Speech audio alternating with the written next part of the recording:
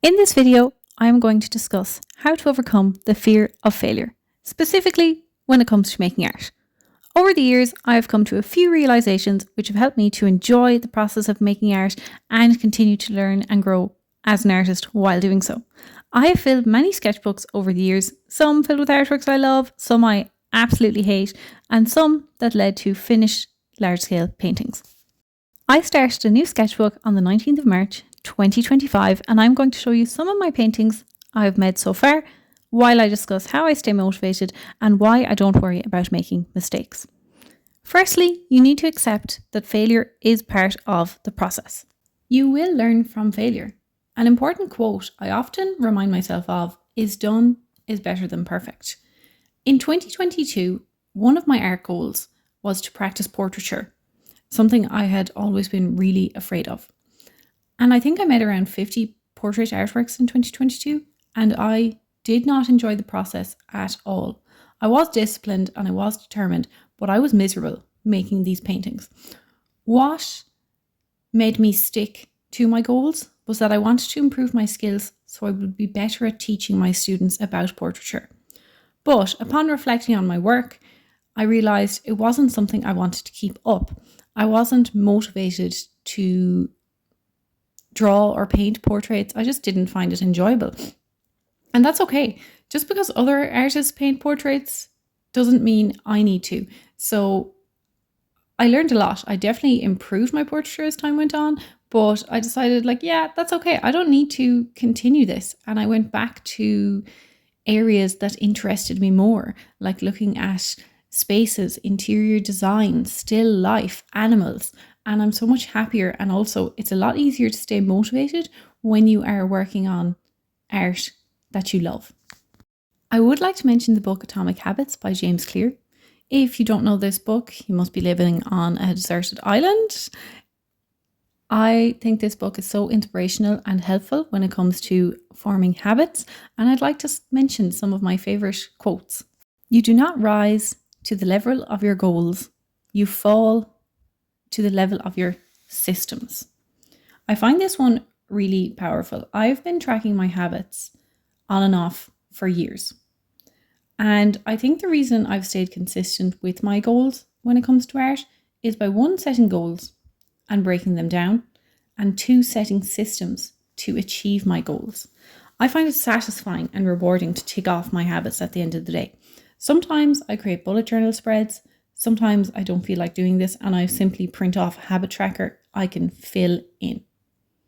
I think people get caught up in trying to be perfect, and this is where they can end up failing and just going completely off track.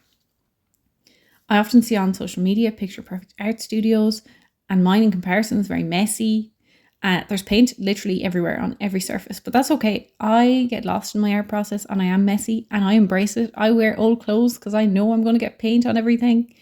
Your art practice is sacred to you, and you do not need to compare yourself or your art to anyone else. So when you are setting up your goals, make sure that they are individual to you.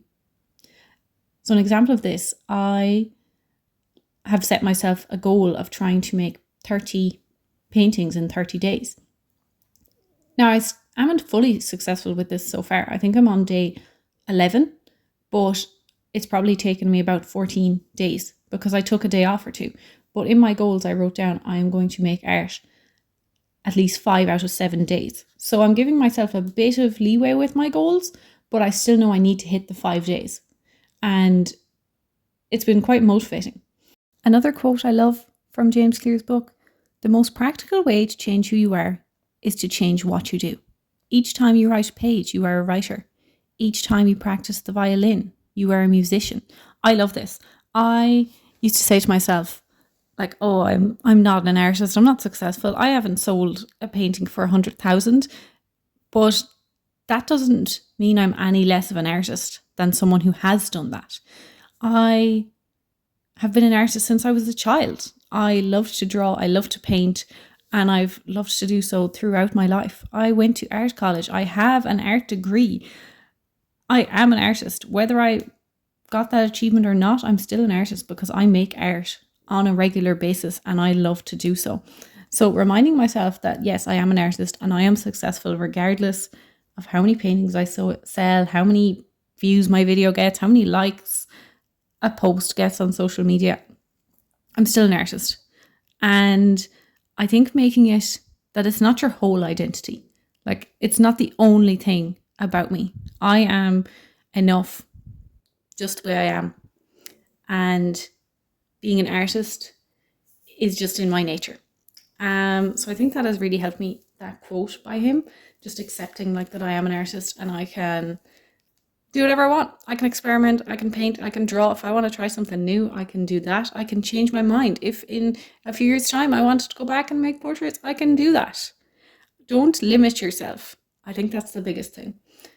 You gotta just let go and let your ideas go wherever they want to go. The sky's the limit. Okay, go read Atomic Habits. But the last thing I want to mention from the book is that winners and losers have the same goals. I find this really powerful because if you think about it, like how many Olympians have ran a race and they've lost and they've got back up and they've gone again until they get that gold medal or the silver medal or the bronze medal or to even compete in the Olympics. So you have to realize that failure is part of the process. You will make terrible art and that's okay. It's paving the way for that amazing painting. And yeah, I think you have to remind yourself that that is the difference between winners and losers. Winners do not give up. They keep trying. They will find a new way. They will keep pushing. Losers give up easily. So I think framing this mindset that I am a winner and that I don't give up and that I will continue to make art, whether it's just for myself or for the world to see, I'm going to keep doing it. I like to think of Vincent van Gogh. He only sold a handful of paintings in his lifetime, but he's now known as one of the most successful artists in the world. He may not have known his success, but he kept painting because he simply needed to paint. He simply loved it. It was his life. And I kind of feel the same way. Even when I go through phases where I don't make art, I'm still thinking about it. Or I might go out to a restaurant and go, oh my God, I love that wall and how the chairs are positioned in a certain way. And I'm like, that would make a great painting.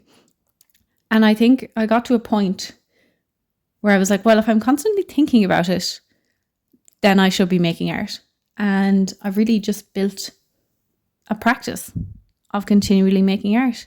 And the more you create, the more creative you feel, the more ideas you will have, and the more passion you will have.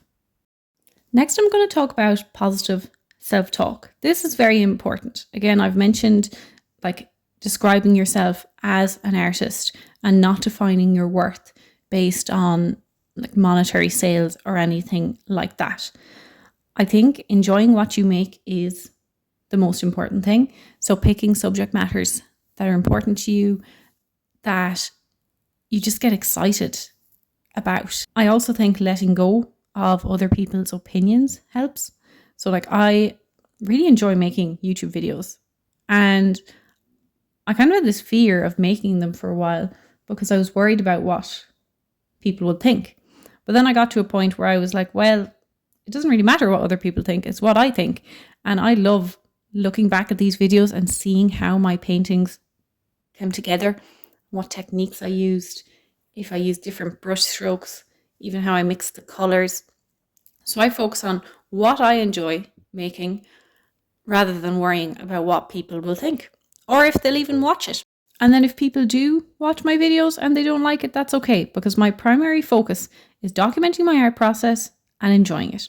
So whether you share your art with the world or keep to yourself, your art still deserves to be made.